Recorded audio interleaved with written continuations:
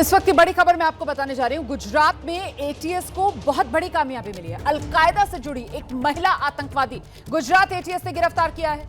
नाम शमा परवीन है। शमा परवीन को गुजरात एटीएस ने गिरफ्तार किया है। यह गिरफ्तारी बेंगलुरु की रहने वाली बताई जा रही है। शमा परवीन अलकायदा के मॉड्यूल को लीड कर रही थी। इससे पहले 4 आतंकवादियों को एटीएस पहले ही गिरफ्तार कर चुकी है। तो गुजरात एटीएस लगातार अलकायदा का ये बड़ा मॉड्यूल है जिसको डिकोड कर रही है और इसी के तहत ये एक और गिरफ्तारी जो हुई है, महिला आतंकवादी को इस बार गिरफ्तार किया गया है। इसका नाम शमा परवीन है। बेंगलुरु की रहने वाली बताई जा रही है ये शमा परवीन। इससे पहले गुजरात एटीएस 4 आतंकवादियों को गिरफ्तार कर चुकी है और अब ये 5वीं गिरफ्तारी हुई है। महिला आतंकी बताई जा रही है। नाम शमा परवीन है। चेहरा इसका एबीपी न्यूज पर आप देख रहे हैं और ये शमा परवीन बेंगलुरु की रहने वाली बताई जा रही है। सीधे आपको लेकर चलेंगे। हमारे साथ हमारे सहयोगी मनोज वर्मा इस वक्त मौजूद हैं।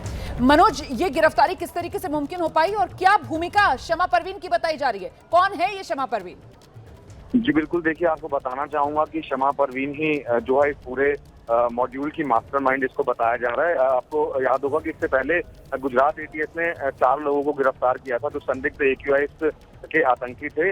2 गुजरात से पकड़े गए थे, इसके अलावा एक नोएडा से और दिल्ली से गिरफ्तार हुआ था। उनकी गिरफ्तारी के बाद जब इन्वेस्टिगेशन को आगे बढ़ाया और उनसे जब पूछताछ की गई तो उनसे पूछताछ में इस शमा परवीन का जो नाम था वो सामने आया, जिसमें ये निकल करके आया कि इस मॉड्यूल की ये मास्टरमाइंड है और जो नौजवान हैं देश के उनको बरगलाने का काम किया जाता है, उनको कट्टरपंथी बनाने का काम किया जाता है। इसके अलावा सोशल मीडिया पर अलग अलग तरीके के पोस्ट जो है वो इसकी तरफ से किए जा रहे थे। तो पूरे के पूरे मामले की जो मास्टरमाइंड है अभी तक एटीएस की जो जांच में सामने आया है वो शमा परवीन ही है। अब एटीएस की जो टीम है इसको अदालत में पेश करने के बाद इसकी रिमांड लेगी और इससे आगे पूछताछ में कई और खुलासे भी हो सकते हैं। जी, तो ये बड़ी जानकारी दे रहे हैं हमारे सहयोगी मनोज वर्मा। देखिए, बड़ी कामयाबी गुजरात एटीएस को मिल रही है। एक के बाद एक ये गिरफ्तारी का सिलसिला। पहले 4 गिरफ्तारियां गुजरात एटीएस करती है। अलकायदा का ये मॉड्यूल है और अब इसमें ये 5वीं गिरफ्तारी हुई है। जो गिरफ्तारी हुई है एक महिला आतंकवादी की हुई है। नाम इसका शमा परवीन है। ये बेंगलुरु की रहने वाली बताई जा रही है और जैसा कि हमारे सहयोगी मनोज जानकारी दे रहे थे, शुरुआती जानकारी यही मिल रही है कि ये जो मॉड्यूल था, आतंकवादी मॉड्यूल, उसकी सरगना यही महिला आतंकवादी शमा परवीन, जिसे अब गिरफ्तार कर लिया गया है। और बाकी जो 4 आतंकवादी पहले गिरफ्तार किए गए थे, उन्हीं से पूछताछ के बाद, उन्हीं से मिली लीड्स के बाद जो जांच एजेंसी है वो इस महिला आतंकी तक पहुंच सकी और शमा परवीन को गिरफ्तार कर लिया गया है। गुजरात एटीएस को यह बड़ी कामयाबी मिली है। मनोज हमारे साथ मौजूद हैं क्या? मनोज, आप मुझे सुन पा रहे हैं? जी मैं सुन पा रहा हूँ आपको। जी मनोज, मेरा अगला सवाल आपसे यह है कि अब आगे क्या अभी भी कुछ और आतंकी हो सकते हैं इसी मॉड्यूल के जिनकी तलाश कर रही है गुजरात एटीएस, या फिर कम से कम ये पूरा का पूरा मॉड्यूल इसका भंडाफोड़ हो चुका है?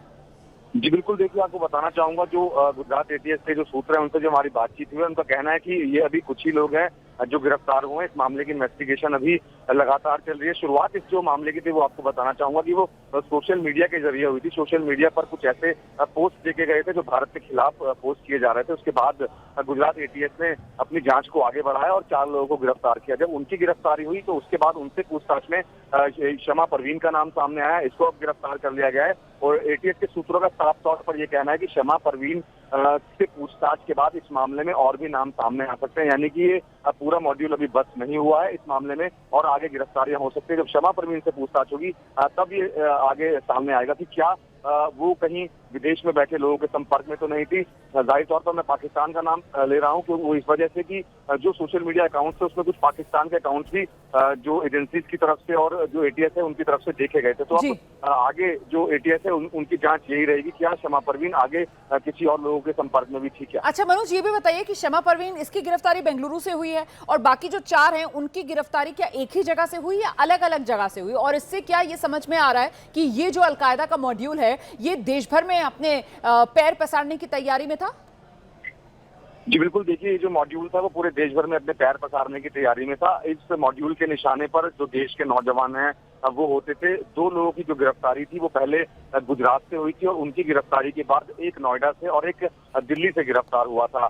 चारों की गिरफ्तारी के बाद चारों को गुजरात एटीएस ने रिमांड पर लिया था। उनकी सोशल मीडिया प्रोफाइल को अच्छे से खंगाला गया था। इसके अलावा उनके फोन की जब जांच की गई तो उस जांच के अंदर शमा परवीन का जो नाम था वो सामने आया। उसके बाद अब शमा परवीन को गिरफ्तार कर लिया। अब शमा परवीन की जब पूछताछ होगी और उसके फोन की जब जांच की जाएगी तो एटीएस का कहना है कि इस मामले में और भी आगे नाम सामने आ सकते हैं। बहुत शुक्रिया मनोज वर्मा, इस तमाम जानकारी के लिए। नजर बनाकर रखिएगा। तो अभी गुजरात एटीएस कह रही है कि पूरी तस्वीर साफ होना बाकी है, कुछ और गिरफ्तारियां मुमकिन है। इस बीच गुजरात के गृह मंत्री हैं हर्ष सांघवी, उनका भी बयान सामने आया है गुजरात एटीएस को मिली इस बड़ी कामयाबी पर। सुनिए वो क्या कह रहे हैं।